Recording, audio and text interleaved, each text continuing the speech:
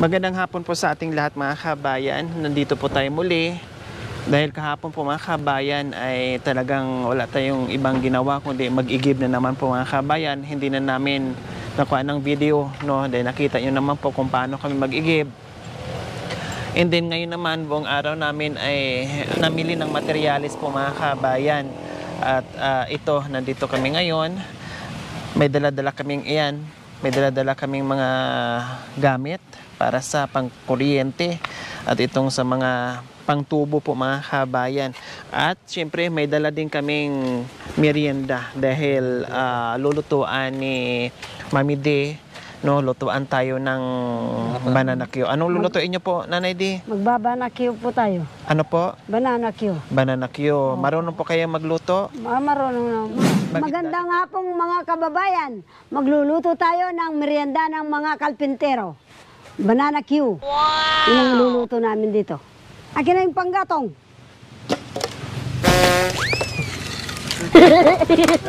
Lighter. Sisigan ako.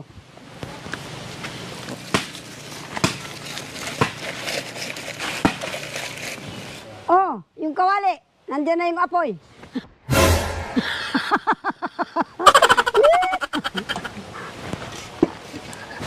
Pag hinagis ko talaga ito, mapunta talaga sa mukha mo na eh. Matanggal talaga yung ngipin mo. Tutuyita. Wapin. Nasaan yung mantika? Ilalagay ko na, natuyo na yung kawali. NANI?! Hindi pa mainit. Hindi. Nasaan yung saging? Kamote! Asukal!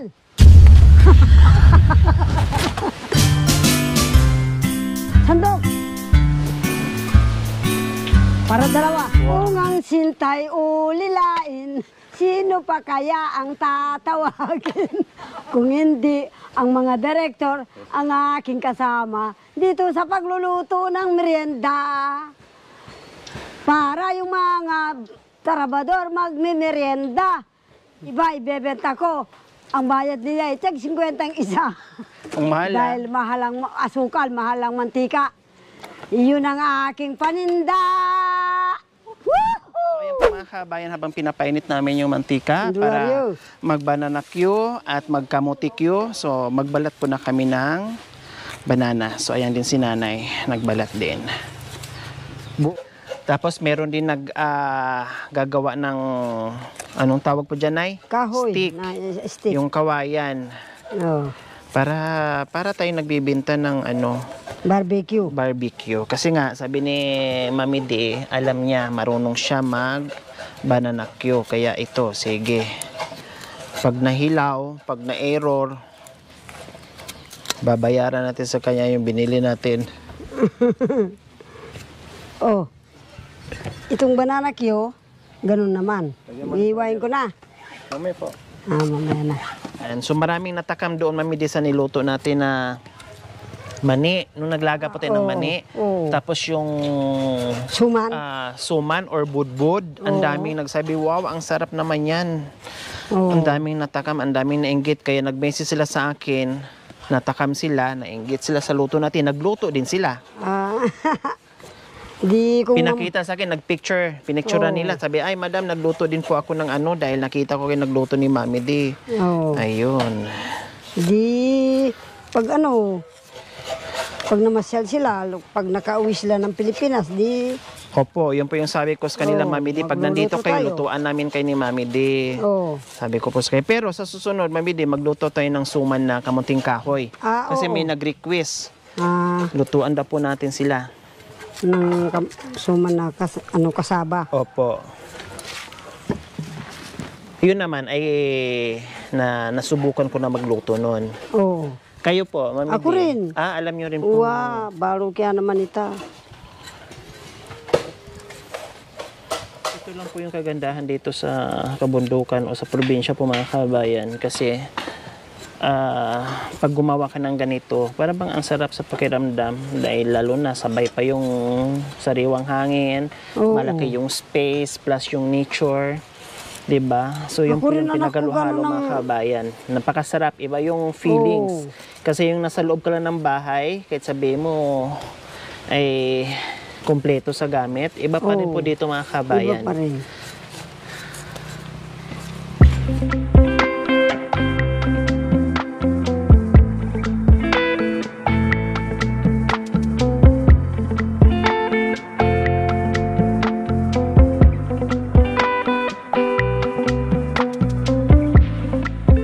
Oh, Anong English ng kamote, Nay? sweet potato. Ang galing mo talaga. Sa saging, Sweet from banana. itong dahon. The finger from banana. Finger na po mga kabayan. O ito. Body banana. Ang galing mo talaga. Sinong teacher mo nung nag-aral po kayo? Mga lalaki. Buhay pa? Ay, ewan ko. Ganyan kung- pala, Mami D. Oo. Mainit na ang mantika. Ilalagay na natin. Tignan mo. Yan.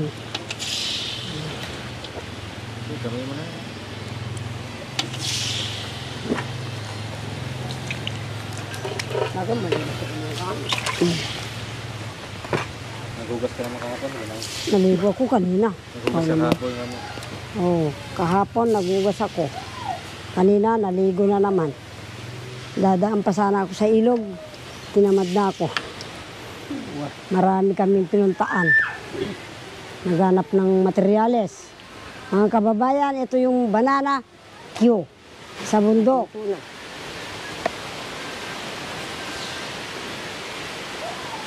Talagang tunay na katutubo po. Maganda yung iluluto nila sa bulo. Sa buo. Kaya ay na ba'y mamatulang.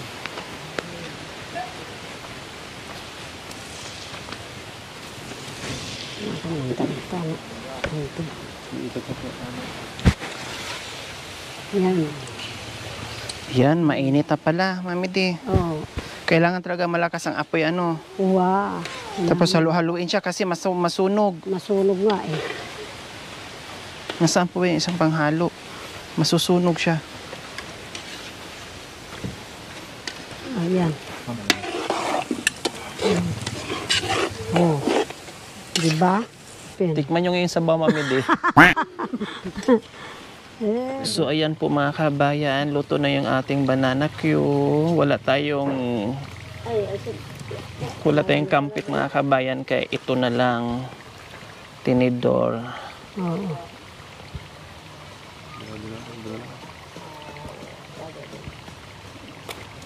Yan, yeah.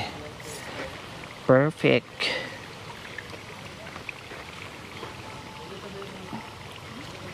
Yung stick natin libre na. Oo. Kumuha na lang tayo dyan ng kawayan. Pagkatapos, tikman mo anak ko kung pwede. Pwede na. Mainit pa. Sige po, kayo po mauna.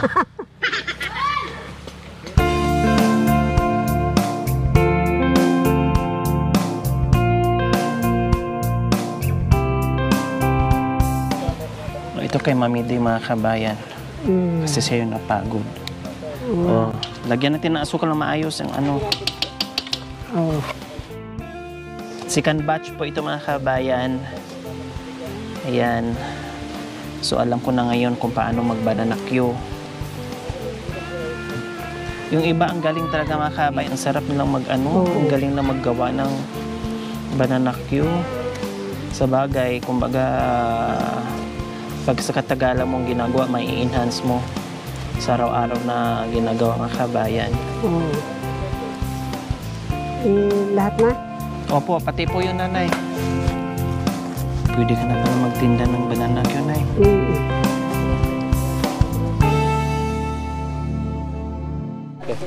Teka. Parang napapansin ko na naman. Noong nakaraan, nakapansin yung mga viewers natin, nagwalis. Ako hanggat natapos ko na lang. Kaya puro hanggat na Nasunog ko na lang yung pinagwawalisan natin. Yaw-yaw ka pa rin. Oh, yaw-yaw ka pa rin. Ngayon naman, kayo ang nagloto, pero ako naman ang nagloto. Ba? Para Kayo lang nag-intro, ang ending ako naman din. Ba? Sabi mo, hindi mo alam ang ganyan. Ikaw ang magaganyan. Ang intro sa kanya lang, pero ang nagloto, ang nag-ano, ako. Hindi, gusto ko lang matuto mga kabayan. Kasi, kumbaga nagamay ko na to. Tinan mo, Wow. natuto na ako. Oh, hindi katulad kanina na parang kinakabahan ako ni Mami D. Oo. Pero sabi niya, kaya ko yan. O hala, sige. Pero habang Oo. Ba? niloloto, hinahalo, pinagmasdan ko, pinag-aaralan ko, ayan, nakukuha ko na. So, Wow. ganyan lang po pala. Ayan. Oh, nagalo ako pinalitan kita. Para huwag mo sabihin na akong tapos crab. Tapos iba naman ang ikaw naman ang nag-ano. Oo nga, tinulungan nyo ako, pero 3 halo na lang tapos na. Ano ba yan? Mahirap din po pala na, Mami D, Oo ba? magluto. Hindi basta-basta maluto, Oo, tapos basta-basta. mainit. Pati, Naku nga, mainit.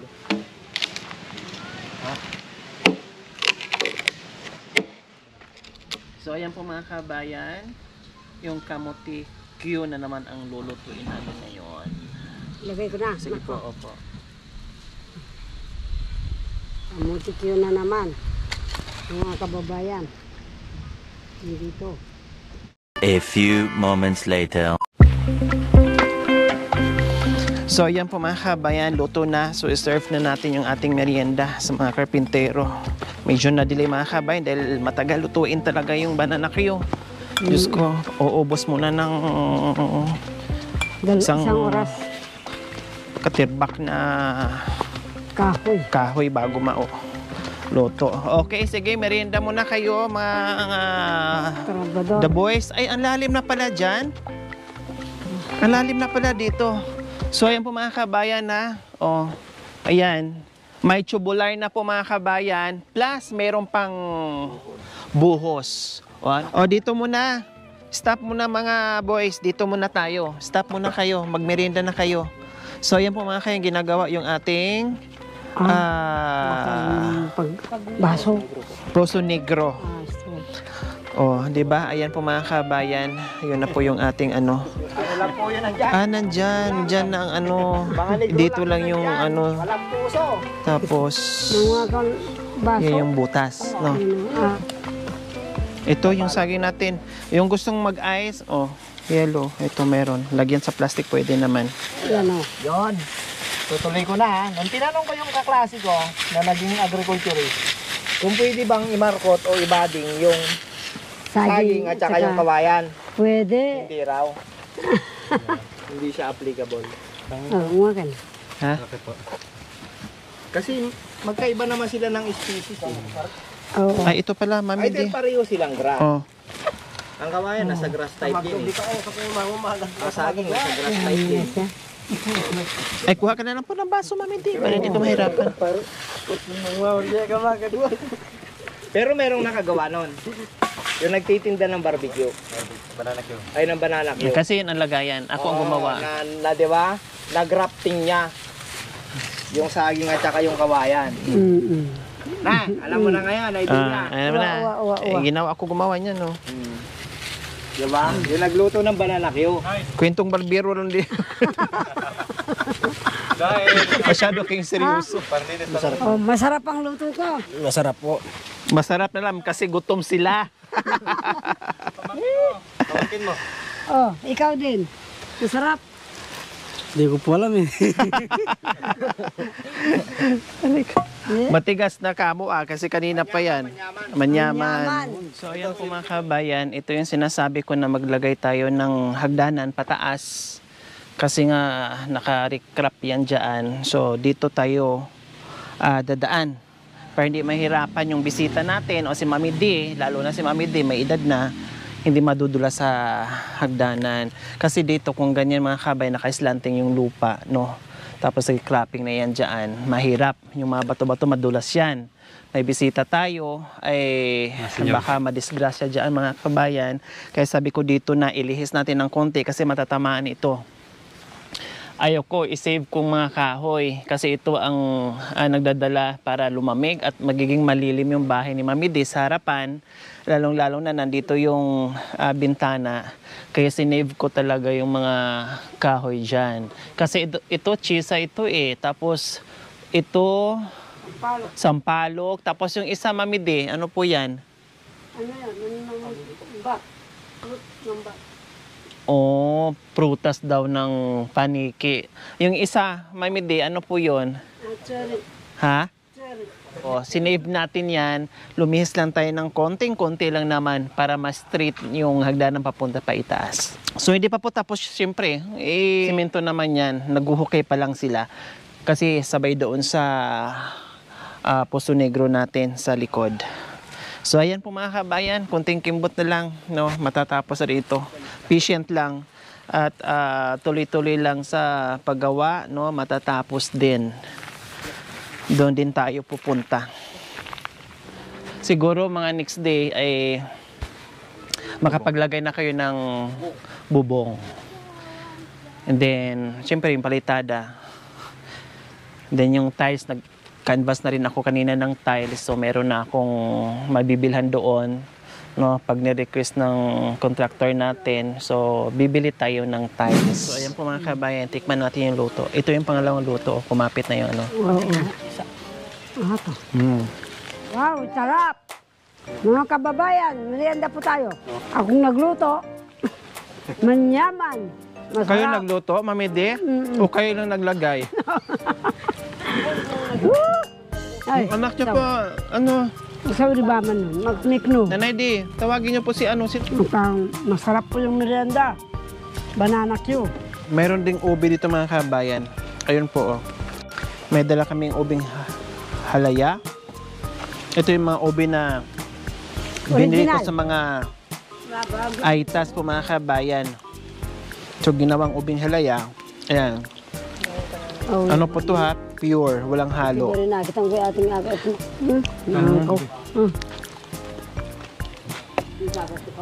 Sarap. Masarap. Tikman nyo, Mami Di. Ubing alaya. Pure po to. Hindi walang alo. Talagang ubing-ube.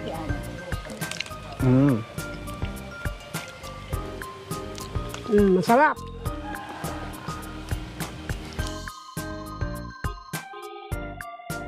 Thank you for watching.